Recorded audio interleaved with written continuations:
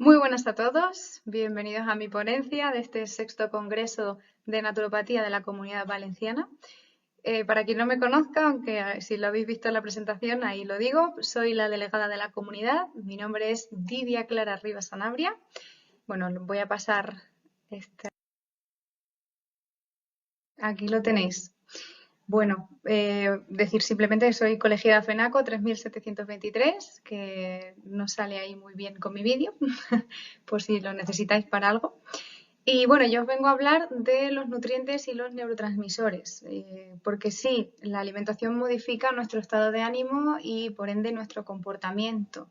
Entonces es algo que tenemos que tener en cuenta porque al final ya se habrá explicado, se explicará, pero bueno, os voy a decir así unas pinceladas que no es lo mismo alimentarse que nutrirse, no es lo mismo comer por placer, digamos así, a comer para nutrirnos. Entonces eso tenemos que tenerlo en cuenta a la hora de hacer las comidas, porque está muy bien que comamos lo más rico posible, una cosa no quita la otra, pero comemos muchas cosas, hay muchísimas recetas de cosas que no son compatibles o que no se asimilan bien al juntarlas. Entonces, bueno, al final es exacto eso, que o no son compatibles o lo hacemos en exceso de meter algunas cosas. Entonces, o a lo mejor nos vendría bien otras cosas, perdón, que no estamos metiendo y en cambio por la alimentación podemos jugar mucho con todo esto, ¿no? Y creo que es importante. Así que vamos allá.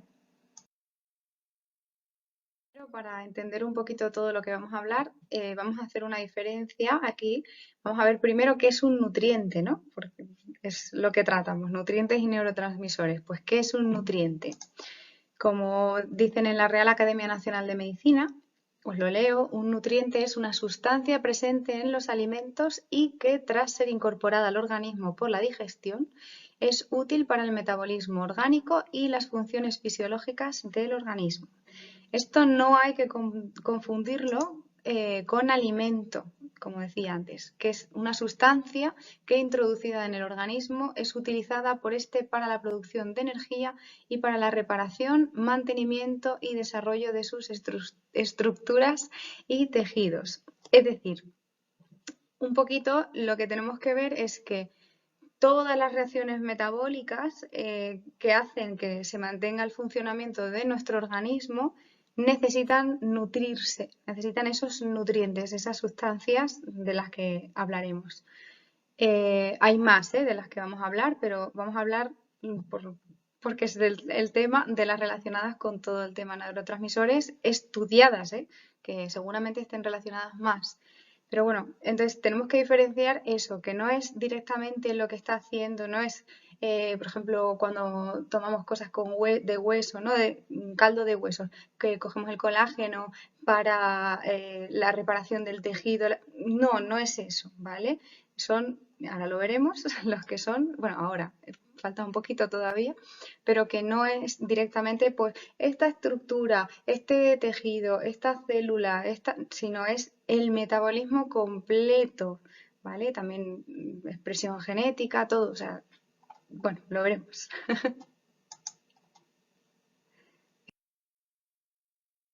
Mucho. Bueno, vamos con la definición de neurotransmisor, también de la Real Academia Nacional de Medicina. Bueno, pues es una sustancia química que reacciona con los receptores postsinápticos de la membrana de la célula diana, modificando sus propiedades eléctricas y de esta manera excitándola o inhibiéndola. Luego explicaré un poquito qué es eso de excitación e inhibición. Pero bueno, para que os hagáis así una idea, quien no conozca el término,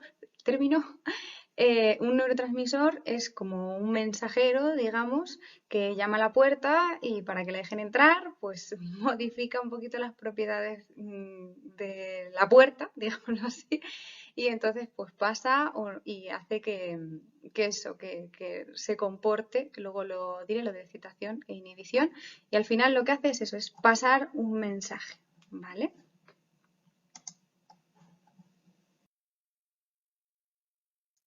Vale, ahora vamos al otro lado, que es cómo afecta a nivel emocional y de comportamiento. Entonces, vamos a definir qué es un estado emocional o estado de ánimo. Para entender qué es un estado emocional necesitamos saber qué es una emoción. Entonces, James en 1884 definió la emoción como la sensación que tenemos de los cambios corporales que nos ocurren ante la percepción de ciertos estímulos. Por lo tanto, un estado emocional o estado de ánimo sería esa emoción, esa sensación que tenemos, pero mantenida durante un tiempo. Y luego el comportamiento es la manera en la que reacciona o no reacciona un individuo frente a un estímulo. Y el psicólogo Watson decía que el comportamiento no es solo actividad motora, movimiento, sino que también son otros tipos de actividades del organismo, como la actividad emocional. ¿Vale? Eso hay que tenerlo en cuenta. Tú tienes un estado de ánimo que claro, está influenciado por un montón de cosas. Por ejemplo, imaginaos, tenéis un día muy bueno y llegáis a casa, entonces vuestro comportamiento va a ser distinto de si es muy bueno, como estamos diciendo, que entonces serás pues, más agradable con tu familia, vendrás eufórico diciendo, oh, qué bien he tenido el día hoy en el trabajo, os quiero muchísimo. Y en cambio, si nos ha ido mal, pues nuestro comportamiento no va a ser el mismo, vamos a estar más irritables, más... Entonces, todo esto hay que tenerlo en cuenta, ¿no? Que nuestras emociones al final están determinando también nuestros comportamientos. Y al revés también se da, es decir, la forma que tengamos de encarar las cosas, de actuar frente a la vida, todo este tipo de cosas de la psicología que llaman, bueno, de cosas positivas, ¿no? Que no me gusta mucho ese término de psicología así positiva porque también engloba más cosas, pero bueno, al final me refiero a todos esos mensajes que hay gente que les gusta y gente que no, que nos dicen que la vida es maravillosa y que hay que verla así, aunque no lo sea, porque al final estás influenciando con ese comportamiento tu emoción, ¿vale? Al actuar de esa forma, al intentar ver las cosas de otra manera más positiva, tú estás emocionalmente contribuyendo a que se secreten más, pues justo lo que vamos a ver, neurotransmisores positivos, más endorfinas, más... Entonces estarás mejor, ¿vale? Que me enrollo, voy a seguir. Bueno, que sepáis que la relación entre los neurotransmisores y los estados emocionales no es nueva, que esto viene del siglo ya pasado, ¿vale? Que hace ya más de 50 años que de manera más o menos acertada se elaboran medicamentos para los trastornos psicológicos, ¿vale? Y que los efectos están determinados por fluctuaciones en los neurotransmisores y tenemos que tener en cuenta, este es un estudio de Hall y también viene en el de Fisiología de Carlson, bueno, que la acción de cada uno suscita, de cada neurotransmisor estamos hablando, suscita respuestas distintas del organismo, que están estudiados más de 40 neurotransmisores con distintas funciones y que algunas de las funciones están asociadas. Es decir, que hay veces que no es que este haga esto, esto hace esto otro. Sí que tienen funciones muchas veces definidas, muchas veces, ¿eh? No todos y no están bien los 40, pero bueno, sobre todo 4, 10, 20, dependiendo de lo que vayamos a hablar, pero en lo que hoy vamos a hablar de 4 principales en esto que están más definidos, pero se ve que aún así, aunque tengan sus cosas específicas, que la actividad de ellos muchísimas veces es conjunta. Entonces, por eso decía lo de las medicaciones más o menos acertadas, porque al final tú estás haciendo a lo mejor que te suba la dopamina, que la serotonina se mantenga un poquito más baja, que el GABA funcione también, que se secrete más, y ¿qué estamos olvidando? Pues esa sinergia, esa actividad conjunta. Aunque creo que igual lo digo un poco más bajo, pero bueno, que al final estamos, digámoslo así, tocando 4 y aparte de esos 4, como vemos, hay más de 40 estudiados, ¿eh? Hay libros que te decía ya más de 60. Pero como la mayor parte de los estudios que leí decían 40, he preferido dejar eso, ¿vale? No me quería mojar mucho. Pero sí, al final es eso, tocamos unos cuantos con esas medicaciones, pero no sabemos cómo van a reaccionar el resto. Entonces, por eso es lo de más o menos acertada. Dos tipos de neurotransmisores, como decía antes, lo de agonistas y antagonistas, es decir, excitatorios e inhibitorios, ¿vale? Los agonistas facilitan la transmisión sináptica, es decir, pasan el mensaje, y los antagonistas lo que hacen es bloquean o inhiben la transmisión sináptica, es decir, este mensaje ya se está pasando, ya está procediéndose y dicen hasta aquí llegamos, ¿no? Un poquito, igual no es el ejemplo mejor de lo que he podido poner, pero bueno, para que se entienda un poco así la cosita, ¿no? Y luego al final lo que decía, que la mayor parte de de la comunicación sináptica al final se realiza por varios a la vez, tanto agonistas como antagonistas. Y aunque haya cosas definidas, pues hay veces que está un poco mezclado todo.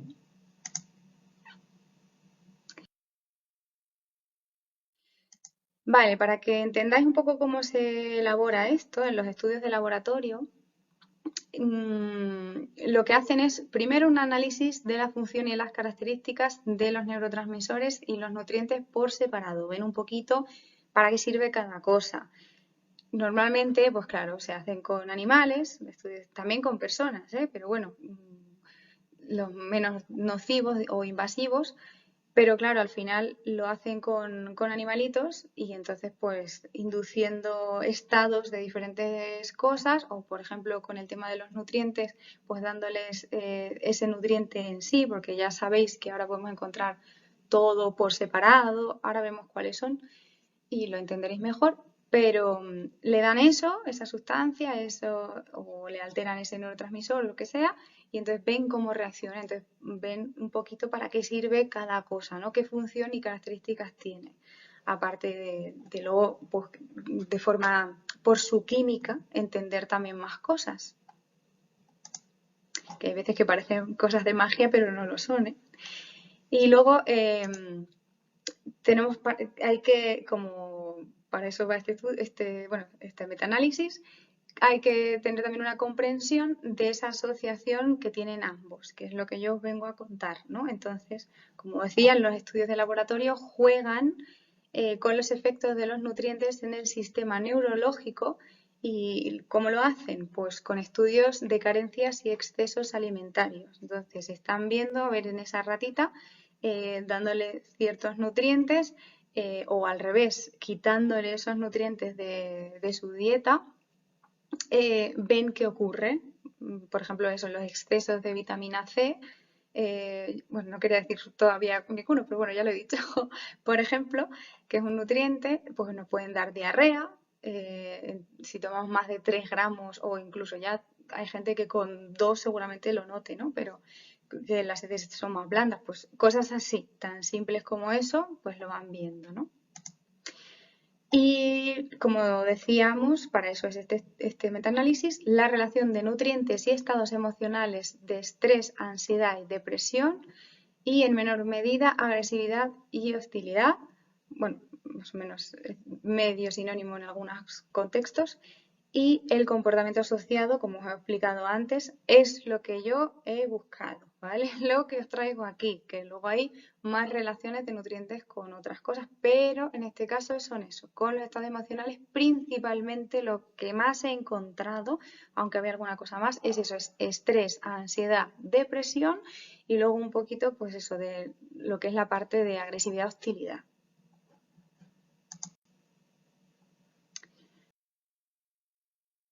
Bueno, vamos a empezar con la dopamina. La dopamina se segrega en las neuronas originadas en la sustancia negra y su terminación se produce básicamente en la región estriada de los ganglios basales. Aquí tiene un papel inhibidor, ¿vale? Aunque en otras regiones del encéfalo se puede comportar como un excitador. Esto un poquito, hay gente que le da igual, pero para que le interese un poquito lo que es la fisiología, pues lo comento.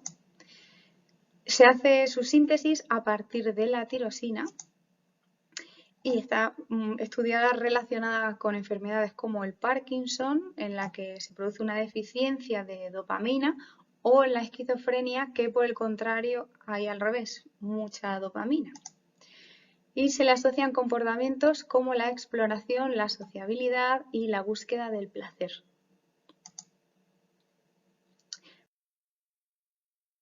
Vamos con el GABA. Como digo, son los 4 principales estudiados en psicología en general. Se secreta en los terminales nerviosos de la médula espinal, en el cerebelo, en los ganglios basales y en muchas otras áreas de la corteza.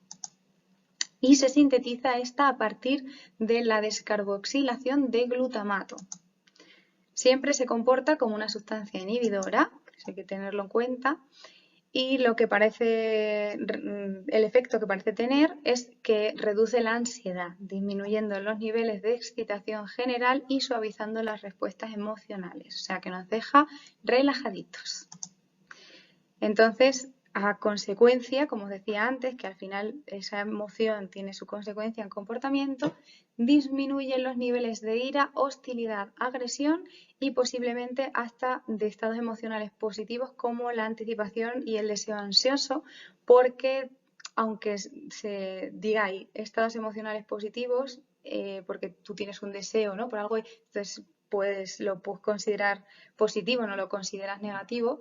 Pero claro, cuando ya a lo mejor es un poquito más obsesivo o algo así, al final toda esa ansia que tienes porque algo se produzca, ahora por ejemplo con las vacaciones, quien no se haya ido todavía estará deseando irse de vacaciones, pues todo esto al final, como decimos, lo que hace el GABA es que te lo relaja y te dice, tranquilo, tranquilo, que ya tiras de vacaciones, no te preocupes.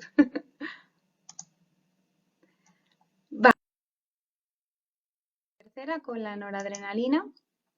La mayor parte de ella se secreta en la médula suprarrenal, o sea, riñones arriba, el 80%, mucho. Y el 20% ya nos vamos arriba al tronco del encéfalo y al hipotálamo. También se sintetiza a partir de la tirosina como la dopamina y en la mayoría de las zonas actúa como un excitador, ¿vale? Aunque en algunos casos se comporta como un inhibidor. No me voy a meter en ello porque si no es muy extenso esto. Está implicada en el control de funciones corporales básicas como la respiración, las reacciones de emergencia o las respuestas de alarma. Y esta sí que actúa de forma general, modulando ciertas tendencias conductuales y no tanto está asociada directamente a patrones específicos de comportamiento o a trastornos psicológicos, como por ejemplo hemos definido con la dopamina. Y la última, la serotonina, se secreta en los núcleos originados en el rafe medio del tronco del encéfalo y que están proyectados hacia numerosas regiones del cerebro y de la médula espinal, especialmente las astas dorsales medulares y el hipotálamo.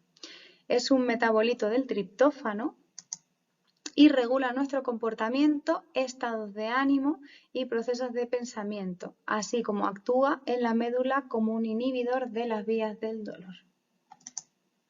Los niveles bajos van a causar, digámoslo así, esto sí que podría ser causa-efecto por los estudios esos que os he dicho, inestabilidad emocional, impulsividad, inhibición, represión y sobrereacción ante las situaciones, así como conductas agresivas, suicidas, consumo de alimentos impulsivos y comportamiento sexual excesivo.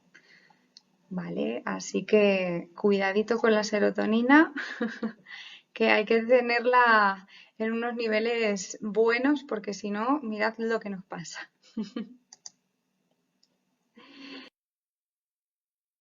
Aquí están, como decía al principio, que os he creado ahí como mucha expectación, ¿cuáles iban a ser esos nutrientes involucrados en esto de que estamos hablando? Pues los que habrá más, ¿vale? Como siempre, seguro que hay más, pero por los estudios el estudio de metaanálisis que he realizado, solamente me he quedado con estos, que son dentro de los antioxidantes, las vitaminas A, C y E, que hay más antioxidantes, el hierro, el litio, el magnesio, el manganeso, el omega 3, la vitamina B6, la B9, la B12 y el zinc. ¿Ok? Entonces, como habréis visto al principio que ponía parte 1, hoy, desgraciadamente, no tengo tiempo para hablar de todo, veremos a ver si no me paso solo con lo que tengo que decir.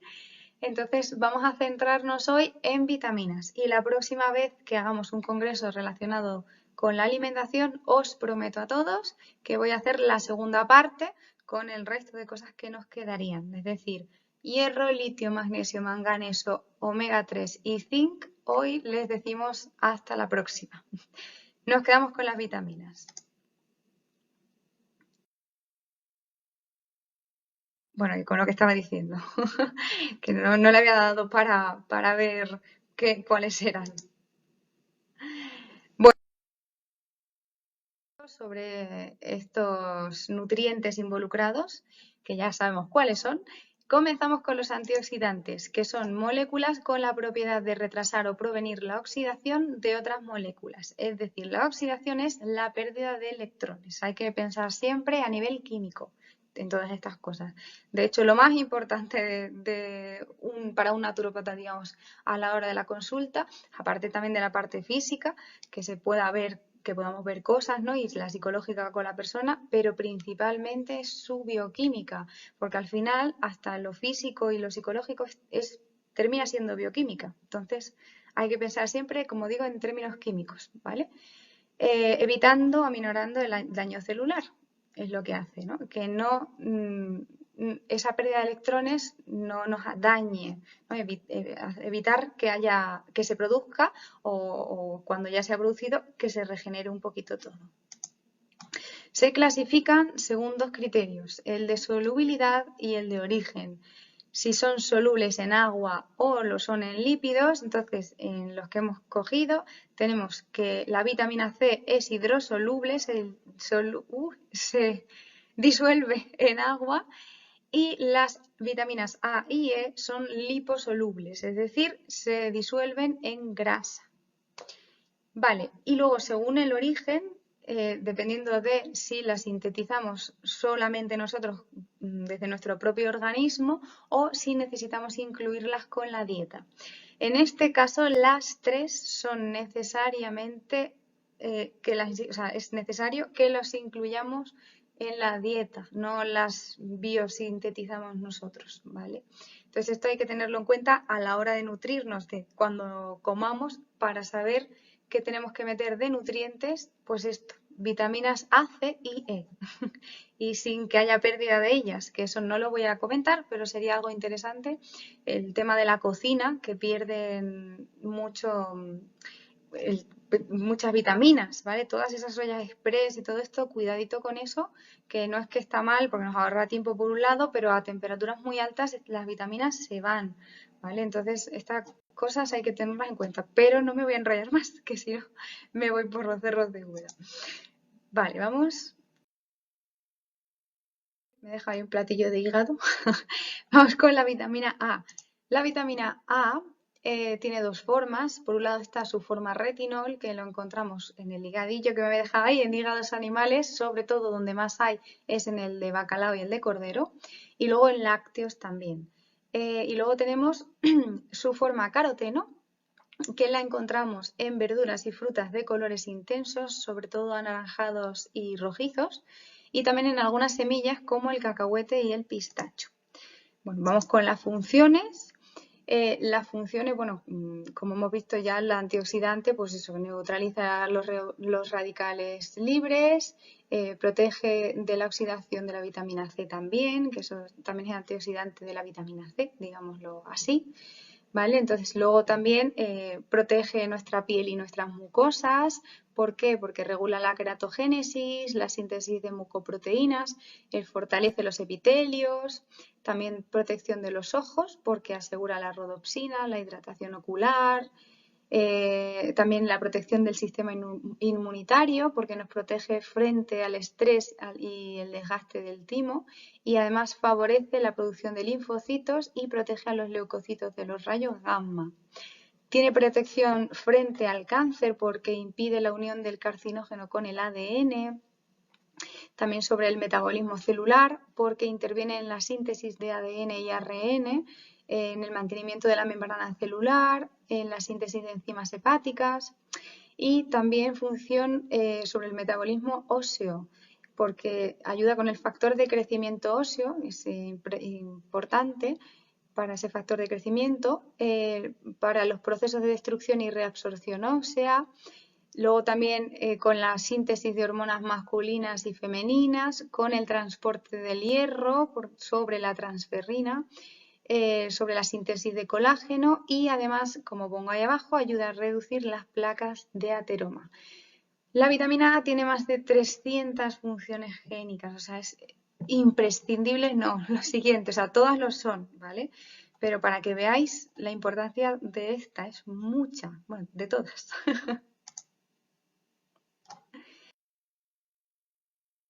Con la vitamina C, el siguiente antioxidante. Está presente en la mayor parte de los vegetales, en mayor o menor grado, eso tenedlo en cuenta, pero sobre todo en los que son rojos y verdes, ¿vale? También en las frutas, sobre todo en las ácidas, como por ejemplo el kiwi, ¿no? o los cítricos, porque la acidez es un factor de protección de esta vitamina. Y luego sus funciones, bueno, pues como hemos dicho antes, antioxidante, porque evita la oxidación de los ácidos grasos poliinsaturados, es neutralizante de los radicales libres, protege al ácido fólico de la oxidación, etcétera. Luego, pues también síntesis de colágeno, de carnitina, de aminoácidos y neurotransmisores, de corticoides y de la hormona tiroidea. También participa en la absorción del hierro, nos brinda protección vascular. Esto lo hace porque tiene una acción antihemorrágica y además porque ayuda a disminuir el colesterol malo, el LDL, que le llaman malo. Inmunomoduladora porque por un lado aumenta la motilidad de los neutrófilos y por otro lado la fagocitosis también, y por otro lado tiene una función desinfectante y antitóxica, ¿vale?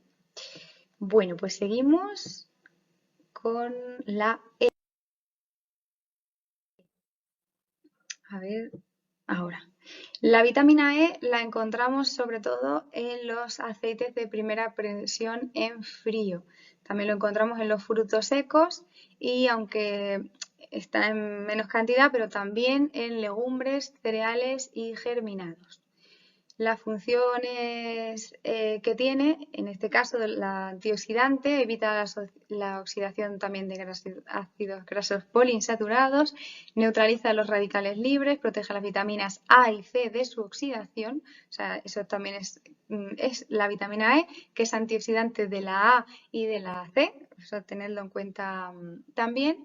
Así como también protege a hormonas, aminoácidos sulfurados, metionina y cisteína de la oxidación, ¿vale? Luego, por otro lado, pues tiene una función en la reproducción, ayuda a regular la menstruación, la respiración celular, también interviene en la respiración celular, agregación plaquetaria, vasodilatación, estimula la secreción de orina, disminuye también, como la hace el colesterol LDL. Y luego me queda acción anti-envejecimiento y antidegenerativa. Pues el anti-aging que llaman, ¿no? Por excelencia, estaba presente en todos los productos antiedad, o debería, aunque hay más cosas, pero y luego si nos la suplementamos también. Y en la cara, por ejemplo, también nos la podemos dar, podemos coger las perlitas de vitamina E o comprarla en botecito y nos la damos por la cara y también ayuda con las arrugas y todo eso, ¿vale? Protege de la contaminación y mejora el sistema inmunitario. Y ahora ya nos vamos B. Vamos con la B6, que por quien no lo sepa se llama piridoxina. La encontramos principalmente en la levadura de cerveza, el germen y el salvado de trigo, pero como veis ahí la encontramos en más sitios. Os he puesto ejemplos, por ejemplo, en carnes, se encuentran más carnes, pero principalmente en los hígados de los animales, de la carne, ¿vale? De los animales. Luego en cereales, los más representativos que tienen vitamina B6, aunque hay más, pero donde más, por eso os lo digo, para no ir diciendo esto en todo. La avena, el maíz, el trigo y el arroz, en frutos oleaginosos como la nuez, avellana y aguacate.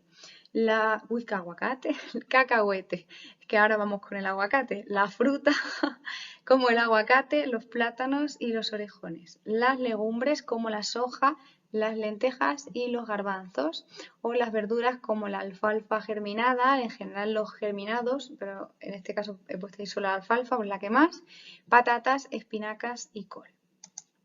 ¿Y cuáles son sus funciones? Pues mira, como pongo ahí, colabora en más de 60 reacciones enzimáticas, o sea que como veis, muchísimas cosas, ¿vale?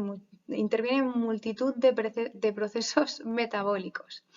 Vale, entonces vamos allá. En el metabolismo de proteínas, os voy a decir cómo, porque interviene en la síntesis de anticuerpos, de ADN y ARN, de porfirina y es coenzima de las transaminasas. También en los hidratos de carbono, sobre la neoglucogénesis y la transformación de glucógeno a glucosa en el hígado y el músculo. En los lípidos, en la metabolización, depósito y utilización de los ácidos grasos y en la síntesis de ácidos biliares. También es imprescindible para realizar la conversión de triptófano a niacina. Niacina es vitamina B3, que por cierto, al final todas las vitaminas del grupo B están muy relacionadas entre sí, entonces tener cuidado si os mandan tomar solo una durante un tiempo largo porque puede desajustar los valores del resto de vitaminas de ese grupo B. Entonces no me quiero mojar demasiado, pero sí hay cosas que comentar. Tener cuidado con medicación, por ejemplo, cuando las embarazadas dicen, no, tomaos tal medicamento que tiene pues tal vitamina del grupo B, no quiero meterme más, y os la tomáis mientras que estéis buscando bebé y a lo mejor llevas 2 años buscando bebé, pues al final eso desajusta mucho. Entonces, lo mejor es un complejo multivitamínico del grupo B, ¿vale? Para este tipo de cosas. Si es algo específico, sobre todo si os lo manda un naturopata, sabemos lo que hacemos. Entonces, no pasa nada, ¿vale? Estará controlado, pero vosotros mismos, lo digo sobre todo por eso, porque vosotros mismos tened cuidado, no os toméis una del grupo B durante mucho tiempo, ¿vale? Bueno, seguimos. ¿Por dónde íbamos? Ah, sí, por la síntesis también de la conversión que hace, ¿no? La síntesis de serotonina, convirtiendo el triptófano a serotonina, ¿vale? También ayuda a la degradación de homocisteína, mejorando el metabolismo cardíaco. Es imprescindible sobre el sistema nervioso porque la vaina de mielina al final es necesaria para su integridad. También interviene en el metabolismo energético de la neurona y en la síntesis de neurotransmisores, o sea que para que veáis que para el sistema nervioso es súper imprescindible. También estimula la producción y la recepción del GABA, que eso es lo que vamos también hoy. Favorece la conversión del ácido oxálico a glicina, que esto lo que hace básicamente es que previene y mejora también la litiasis urinaria, ¿vale? Las piedras. Y luego que aumenta la absorción de magnesio y de la vitamina B12, entre otras funciones.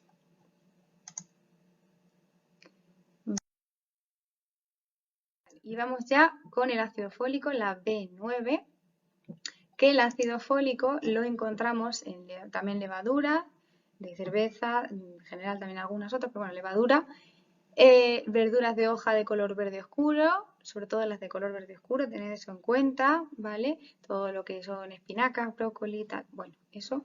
Leguminosas, igual que antes, representativas, soja, garbanzos, guisantes, semillas, sésamo, nuez, cacahuete, avellanas y pistachos, y frutas, plátano, naranja, aguacate, melón, dátil. Bueno, las más representativas con más valores. Las carnes, como sobre todo en el hígado, siempre en el hígado es donde más vitamina hay del grupo B, y pescados y mariscos. Ah, vale, y en menor cantidad en huevos y lácteos, que me los dejaba ahí.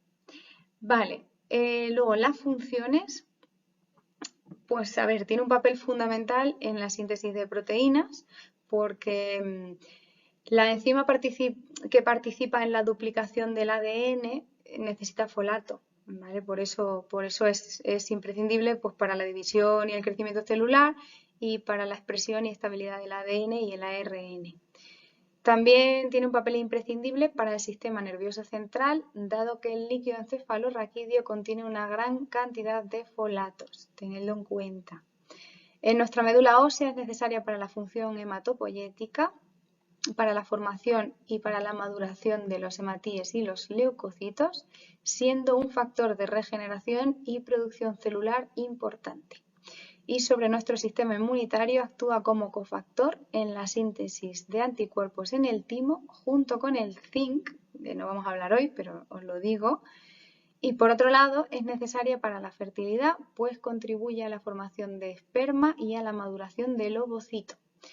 Y luego también decir que durante el embarazo, que su carencia puede producir defectos en el tubo neural del feto, por lo tanto, a nivel de desarrollo neurológico es imprescindible. Y luego, por otro lado, también está involucrada, de lo que vamos a hablar hoy, como decía con lo anterior del GABA, pues en este caso, en la síntesis de neurotransmisores dependientes de biopterina, como son la serotonina y la dopamina, entre otros.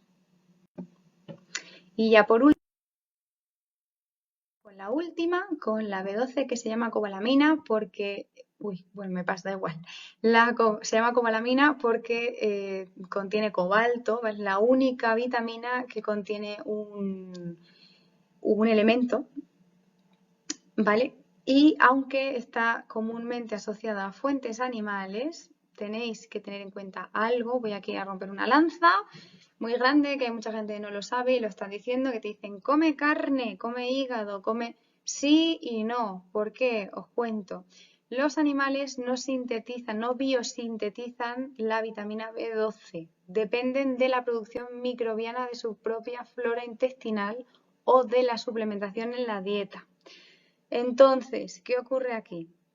Que aunque es cierto que todo eso que pongo ahí de huevos, lácteos, hígado sobre todo, mariscos y sobre todo los que pongo ahí, ostras, mejillones y almejas, son una buena fuente de vitamina B12, hay que tener en cuenta dos cosas. La primera, que los suelos cada vez están más degradados, la presencia de minerales en ellos es cada vez más escasa. Entonces, si no son suelos que tengan un certificado, por ejemplo, ecológico, ¿vale? Que coman, como digo yo, carne de vaquitas felices, que puede ser cualquier animal, ¿no? O huevos de gallinas felices, porque sus suelos no estén alterados y de hecho tengan a lo mejor pues una bioproducción de forma que todo sea orgánico y entonces sí que haya presencia, una buena presencia al menos de minerales, ¿vale? Cada vez están más degradados los suelos y a lo mejor te pones a comer carne porque te falta vitamina B12 y lo único que estás haciendo es oxidar tu sistema y no obteniendo vitamina B12. Si os falta vitamina B12, lo ideal es suplementarla, no hincharte a hígado, ¿entendéis? Por eso, entonces, por otro lado, lo que decía de la suplementación. La suplementación no nuestra, me refiero en la dieta de los animales, o sea, en los piensos que les dan a los animales también les dan vitamina B12, no siempre, pero dependiendo de dónde estén, porque al final están carentes, como digo, los suelos de ello. ¿Qué ocurre? Que para que se lo tome el animal y luego tú te lo comas, tómatela tú, ¿entendéis? Entonces al final, pues este tipo de cosas, tenedlas en cuenta. Si te falta vitamina B12, te la suplementas durante una temporada y ya está. Y luego para mantenimiento, sí, para mantenimiento, quien no sea vegetariano, pues puede ir comiendo estas cosas con cuidadito y sobre todo lo ideal, pues que tuviera una certificación ecológica, ¿vale? Pero que lo sepáis. Igual que por otro lado, ahora le voy a poner, dicen también que en fuentes vegetales se puede encontrar, por ejemplo, en las algas, ¿vale? Y en los fermentados también, que lo hay escrito sobre ello. Y no es verdad, o sea, es verdad que está presente, pero la que está presente luego para nosotros está biológicamente inactiva, no es B12 activa, es inactiva. ¿Y eso qué sucede? Pues que si lo comemos, lo que podemos hacer es que bloqueamos el funcionamiento, ¿no? Esa absorción de la vitamina B12 real, ¿vale? La única cosa en el reino vegetal que por ahora se ha estudiado, cuidado que aquí hablamos solo de cosas estudiadas, de cosas todos ya habéis visto que pongo estudios, que pongo, ¿vale? Ciencia, es esto que tenéis aquí, que se llama lenteja de agua. En general, todas estas variedades del reino Lemnoidae, bueno, de la especie de Lemnoidae, del reino no, porque el reino es el reino vegetal, pero bueno, de la especie Lemnoidae. Entonces, la lenteja de agua sí que se han hecho estudios que demuestran que tiene B12 de forma activa. Es decir, que si coméis esto, que lo encontraréis, no es tan fácil, pero en estanques y eso es lo que no es tan fácil, pero donde sí es fácil es en las tiendas de acuarios porque se vende como una planta para los acuarios. Entonces, si queréis podéis mirar en un acuario cultivar vuestra propia lenteja de agua. Esto es muy interesante. Así que os dejaré los estudios y eso al final, pero tenedlo en cuenta. Que en el reino vegetal, por mucho que os digan, no hay. O sea, no hay, no es cierto lo que estoy diciendo. Hay, pero biológicamente inactiva para nosotros, salvo en esto por ahora. Seguramente se acaban estudiando más cosas que lo contengan, pero por ahora yo os traigo solo cosas científicas y esto es lo que hay. Ay, que parece que estoy muy seria. Bueno, vamos con las funciones. El rol en nuestro organismo es similar al de la B9, ¿vale? Y en muchos casos hace como una sinergia, ¿no? con él, como por ejemplo lo que habíamos comentado ya de la B9, de la síntesis de aminoácidos, en la hematopoiesis y todo el tema de la fertilidad. Entonces, en este caso, bueno, pues eso, que hace esa sinergia, ¿no? Que trabajan las dos en conjunto, pero tiene un papel único, digamos así, en ese sentido, en lo que es algunas reacciones enzimáticas, ¿vale? Como o sea, las reacciones enzimáticas para obtener energía de los principios inmediatos y también en la salud y el mantenimiento de la mielina. ¿Vale? Esto también sería un poquito como la B6, en este caso lo de la mielina, ¿vale? Pero bueno, de forma un poco distinta, pero sí. Vale. Vamos ya por fin a conocer cuál es esa relación entre los nutrientes y los neurotransmisores. Vamos a empezar por los antioxidantes, que como decíamos, el cerebro es susceptible a la oxidación. Entonces, ¿qué ocurrirá si eso sucede? Pues que si hay oxidación, al final en las terminaciones nerviosas se alterarán el transporte de esos neurotransmisores y la señal, perdón, el mensaje pues no llegará igual. Entonces, al final se alterará ese funcionamiento del sistema nervioso central y a consecuencia nuestro estado de ánimo pues no va a ser bueno, digamos, el que tiene que ser, ¿vale? Habrá un desorden del estado de ánimo. Se ha comprobado que hay o sea, administrando una suplementación de altas dosis de antioxidantes de A, C y E, estamos hablando, son los estudios, enlentece la progresión del daño neuronal y la enfermedad vascular, siendo efectivos para la prevención del desorden de ánimo. Pacientes con trastornos de ansiedad generalizada y depresión tienen niveles más bajos de estas tres vitaminas y suplementándolas se ha visto que mejoraban significativamente esos síntomas de ansiedad y de depresión. Además, la vitamina C tiene un papel, como decíamos, en la síntesis de neurotransmisores y que es muy importante porque es cofactor de la dopamina beta hidroxilasa que está involucrada en la transformación de dopamina en noradrenalina y también del triptófano 5 hidroxilasa en la síntesis de serotonina. Entonces, ¿esto qué significa? Pues que mejoraremos si administramos vitamina C nuestro estado de ánimo, nuestra función cognitiva, nuestro interés y nuestra inteligencia. Entonces es importante tomar antioxidantes suplementados o en la dieta. Siempre mejor si no tenéis una falta que sea en la dieta para equilibrar, pero si es algo necesario para meteros un impulso de vez en cuando, suplementado. Vamos ya con la piridoxina, con la B6.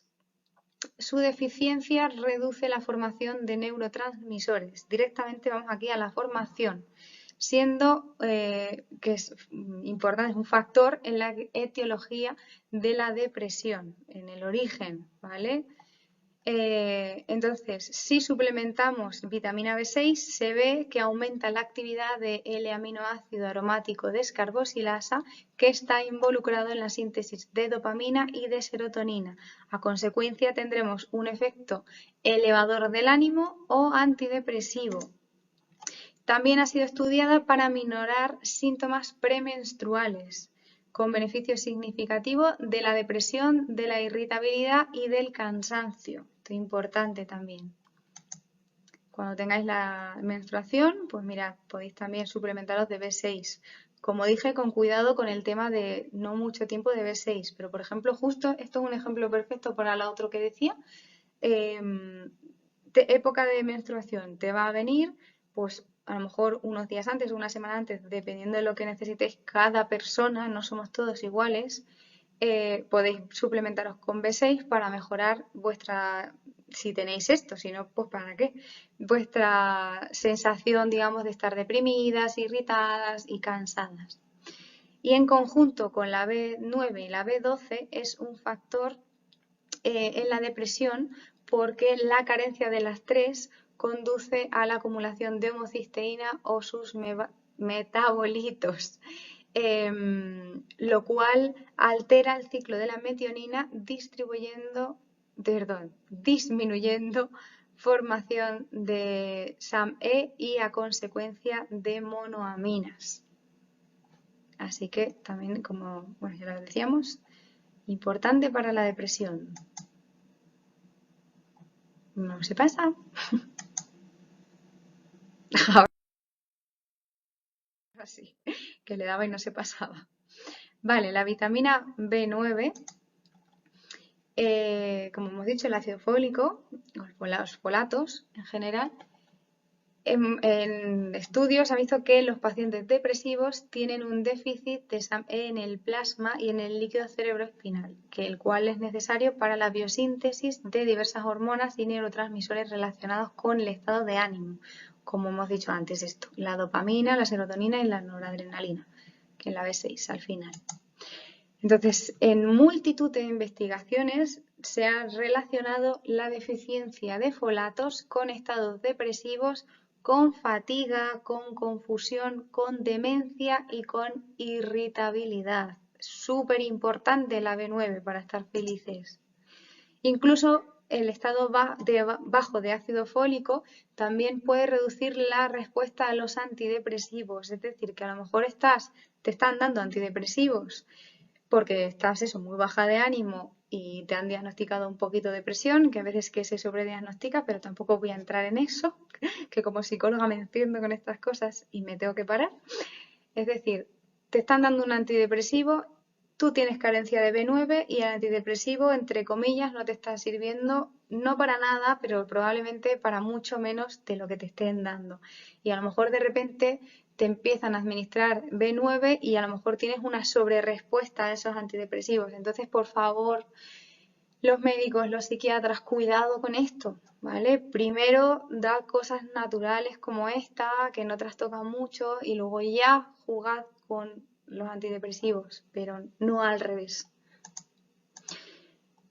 Por tanto, el incrementar alimentos ricos en folatos, como también la suplementación, vamos con ello a mejorar tanto los síntomas asociados a su carencia como la respuesta a los antidepresivos, como veníamos diciendo. La B12, al igual que las vitaminas B6 y B9, es un factor importante en la formación de monoaminas, estando muy ligada a la depresión y al desorden de ánimo, como hemos dicho con las otras. La diferencia principal, sobre todo de la B9, es que parece que esta no modifica la respuesta al tratamiento depresivo. Entonces, no pasa nada, ¿vale? Por, digamos, suplementarla o alguna cosa así, que no va a modificar la respuesta.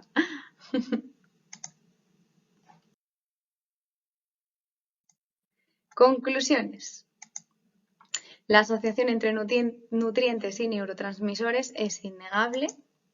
Aún solo conocemos la punta del iceberg, hay muchísimo más allá que estudiar. Como decíamos al principio, hay más de 40 o algunos escritos dicen 60 neurotransmisores, de los cuales apenas conocemos cosas. Muchos trabajan en sinergia y solo conocemos las cosas diferenciadas, o sea, las funciones diferenciadas, no en conjunto. Cómo funciona bien no se sabe muchas veces, entonces solo conocemos la puntita del iceberg, queda todo la parte de abajo para aprender, para seguir estudiando y seguir haciendo ciencia, que es súper necesaria. Entonces, ¿qué nos permite este conocimiento? Pues por un lado, a nivel científico, elaborar fármacos mejores, que sean más naturales, porque contengan componentes que ya sean conocidos por nuestro organismo, como los que venimos diciendo y los que me faltan por decir en la siguiente parte, en el siguiente congreso que haga la segunda parte de esta ponencia, ¿no? Por otro lado, también el hecho de que con ello podemos mejorar los tratamientos psicológicos, médicos y, por supuesto, naturopáticos. Cuanto más conocimiento de estas cosas se tenga, al final, pues mejor podremos adaptar a la persona el tratamiento, ¿no? Y luego, pues a nivel personal, conocer formas de autorregulación de nuestro estado de ánimo. Es decir, ya sabéis, con todo lo que os he dicho ahí de listas, cuando os encontréis mal, qué cosas podéis comer que os ayude un poquito a mejorar vuestro estado de ánimo. Y luego, pues, ayudar un poquito a prevención y promoción de la salud, que es lo que siempre decimos en estas ponencias de naturopatía. Por favor, no lleguéis a la enfermedad, que no hace falta, se puede intentar no llegar previniendo, ¿vale? Y hay que promocionar la salud, hay que intentar que la gente conozca cómo tiene que alimentarse para poder nutrirse, que ya hemos dicho la diferencia, ¿no? Entonces, importante. Porque tenéis que tener en cuenta que es que hacemos aproximadamente unas 3 comidas diarias. O sea, que imaginad el poder que tiene la alimentación de cambiarnos, y no solo a corto plazo, perdón, a largo plazo, sino a corto plazo también. Es enorme, como pongo ahí.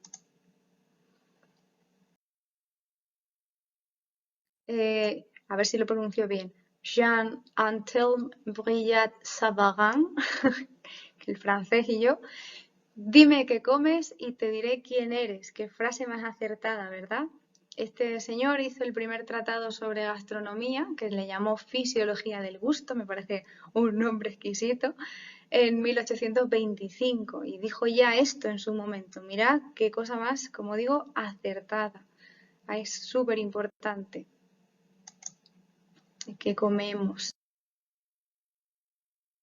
Vale, y por último, no tenemos que olvidar que el organismo también se ve afectado por biomoléculas, es decir, carbohidratos, lípidos, proteínas, las que se consuman y cuándo se consuman, ¿vale? Os va a explotar la cabeza porque al final no son solo los nutrientes que yo os digo, sino también todo este tema. Entonces es algo muy complejo.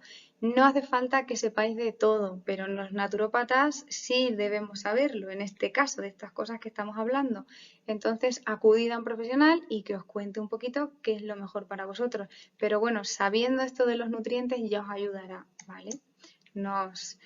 Mirad, hay estudios que dicen que el consumo de carbohidratos incrementa la síntesis de serotonina. Como hemos dicho, es importante para patologías de conducta, para la atención, la depresión y la ansiedad. Por otro lado, hay otro estudio que me encanta que dice que desayunar alta proporción de proteínas, este por cierto se hizo con humanos, respecto a carbohidratos, más proteínas que carbohidratos, nos hace 2 veces más tolerantes a aceptar ofertas injustas, mientras que por otro lado, un alto desayuno en carbohidratos en comparación con proteínas nos hará más sensibles a las ofertas injustas, de forma que las rechazaremos, ¿vale? Entonces, esto es importante también tenerlo en cuenta, Por cierto, ¿cómo funciona esto? Pues porque el consumo de proteínas aumenta los niveles de tirosina, que es la hormona precursora de la dopamina, y por el contrario, el consumir carbohidratos incrementa los de triptófano, precursor de la serotonina. ¿Esto qué quiere decir? ¿Que debemos siempre desayunar más carbohidratos que proteínas? No, las proteínas también son necesarias y encima también más en el desayuno. Entonces, simplemente que a lo mejor, pues si tenéis alguna reunión importante que os tengan que ofrecer cosas, no desayunéis tanto proteínas ese día, tomad más carbohidratos. ¿Para qué? Porque según se vio este estudio, que es muy interesante como digo, está además documentado en vídeo también, es el mismo día, es decir, o sea, les daban un desayuno a las personas que iban, que acudían para hacer el estudio, la investigación, y veían con un programa de ordenador, les planteaban cuestiones y entonces cómo reaccionaban. O sea, sé que del mismo desayuno, ya no es a la larga, sino del mismo día. Entonces, esto tenedlo en cuenta, como digo, si tenéis una reunión que igual os puedan ahí, ¿cómo se dice? Bueno, decir cositas para regalaros la oreja y que os convenzan y a lo mejor no es justo, pues ese día, por si acaso, desayunáis carbohidratos para que lleguéis allí viendo un poquito de mejor forma si son injustas o no las ofertas que están proponiendo. Y tampoco hay que olvidar la calidad de los alimentos, ¿vale? Porque está demostrado que el consumo de alimentos sanos que está asociado a la percepción de menores síntomas de estrés, ansiedad y depresión. Entonces es súper importante comer sano y ya no solo sano, de calidad. Por eso decía antes también todo el tema de ecológico y todo eso, ¿vale? Pues nada, aquí os dejo la bibliografía. Son 2 partes, las podéis parar y buscar. Bueno, esto al final lo tenemos todos, que es deciros que para más información consultéis a un profesional naturópata colegiado que os indicará el programa personal de salud que mejor se adapte a sus necesidades, ¿vale? Y por si acaso queréis contactar conmigo, pues os dejo aquí mis datos también. Sabed que, bueno, tengo Facebook, email, WhatsApp o llamadas, no hay ningún problema, ¿vale? Y también próximamente, después del verano, trabajaré de forma online. Entonces, quien me quiera contactar, estaré disponible para todo el mundo. Pues un saludo a todos, muchísimas gracias por escucharme y nada, os dejo con el resto de ponencias que están muy interesantes. Un abrazo.